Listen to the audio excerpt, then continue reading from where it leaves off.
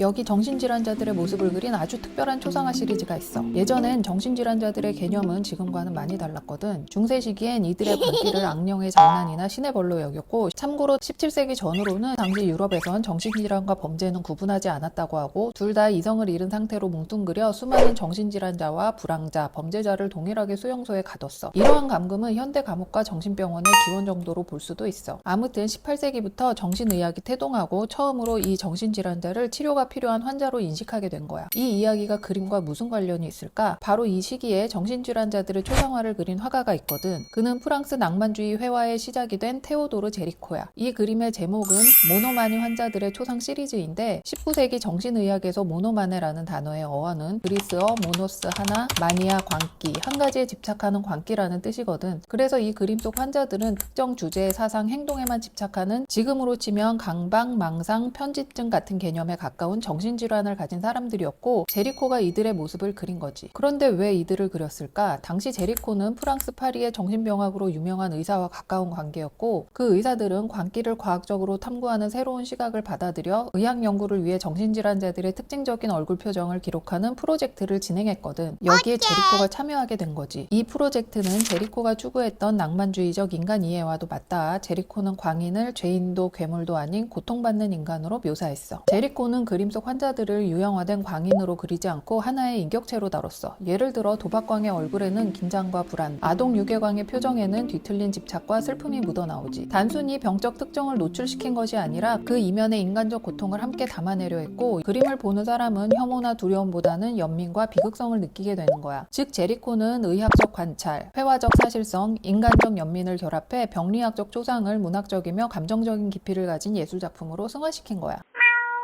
제리코는 개인의 감정과 상상력, 극적인 인간 표현을 중심에 뒀어. 이건 낭만주의의 주요한 특징으로 이 두 그림을 비교해서 보면 쉽게 알 수 있어. 두 작품 모두 전쟁과 영웅적 장면을 다뤘지만 스타일과 표현 방식에서 큰 차이점을 볼 수 있지. 왼쪽의 그림은 신고전주의 작품으로 자크루이 다비드의 그림이야. 당대 미술계의 절대적 대세였던 신고전주의 그림으로 안정적인 구도와 깔끔한 선, 그리고 이상화된 고전적 신체, 이성 중심적인 표현을 그 특징으로 하고 있지. 당시 그림을 배우는 학생들에게 다비드의 작품은 교과서와 같았고 그의 그림이 정답이었던 시절이었어. 그런데 당시 파리에서 자크루이 다비드에게 배우고 있던 학생 신분의 제리코는 그 규칙을 따르고 싶지 않았던 거야. 그는 다비드 스타일의 균형과 구조를 참고는 했지만 격렬한 전투 장면과 역동적 구도를 시도했고, 선은 깔끔하지 않으며 색과 구도는 강렬하지만 다소 부자연스러워 보이기도 하지. 하지만 제리코는 혼돈에 휩싸인 이름 없는 군인의 불안과 에너지를 잘 표현했어. 이렇듯 폭풍과도 같은 격렬한 감정을 표현하는 화풍을 낭만주의라고 하고, 후에 이 낭만주의는 프랑스 미술계의 대세가 되지. 그리고 그 대세를 만든 것은 미술을 배운 지 얼마 되지도 않은 젊은 제리코였던 거야. 하지만 그의 격렬한 감정과 낭만주의적 기질은 그의 그림을 특별하게는 했지만 그의 삶을 비극으로 몰아간 이유가 되기도 했어. 제리코는 1791년 프랑스 루앙에서 부유한 중산층 가정의 출신으로 남부러울 것 없는 금수저였어. 어머니가 일찍 사망하면서 부친은 사업으로 바빴기 때문에 외삼촌 집에서 자라게 되었는데, 제리코의 천부적 미술 재능을 알아본 외삼촌은 그에게 모든 지원을 아끼지 않았어. 그런데 문제는 외삼촌에게는 27살 연하의 아름다운 아내가 있었고, 그녀는 제리코와는 6살 차이밖에 나지 않는 외숙모였던 거야. 결국 제리코는 그녀를 사랑하게 되고 그 둘은 사랑에 빠지게 되었어. 이런 불륜에 대한 죄책감과 두려움에 고통스러워하던 제리코는 그림 공부를 위한 유학을 핑계로 이탈리아로 떠나게 돼. 외숙모와 멀리 떨어지고 미술 공부에 전념하면 그녀를 잊을 수 있을 거라 생각한 거지. 하지만 로마에서조차 제리코의 눈을 사로잡은 건 이성적인 고전 미술이 아닌 미켈란젤로가 그린 뒤틀린 육체가 뿜어내는 인간적인 고통과 에너지였다고 해. 끊임없이 미술의 기본기를 닦으면서도 제리코는 외숙모에 대한 마음속 열망과 불안은 더욱 깊어졌어. 결국 그는 인연이 채 안 돼 파리로 돌아오는 선택을 하고, 외숙모와의 관계는 더욱 깊어지고 결국 그녀는 제리코의 아이를 임신하게 되었어. 나이 많은 외삼촌의 아이일 리는 없으니 가족들 모두가 둘의 관계를 알게 된 거야. 가족들은 이 사건을 철저히 비밀에 붙이고 제리코와 의절하며 그의 아들에겐 조르주 이폴리트라는 제리코와는 상관없는 이름을 붙여 시골로 보내버렸어. 잃어버린 사랑, 갓 태어난 아들, 가족과의 관계를 모두 잃고 고립된 27살의 제리코는 절망에 빠져 힘든 시기를 보내게 돼. 그러던 어느 날 그는 신문에서 메두사호 난파 사건의 기사를 보게 되었어. 이 사건은 당시 프랑스 사회를 뒤흔든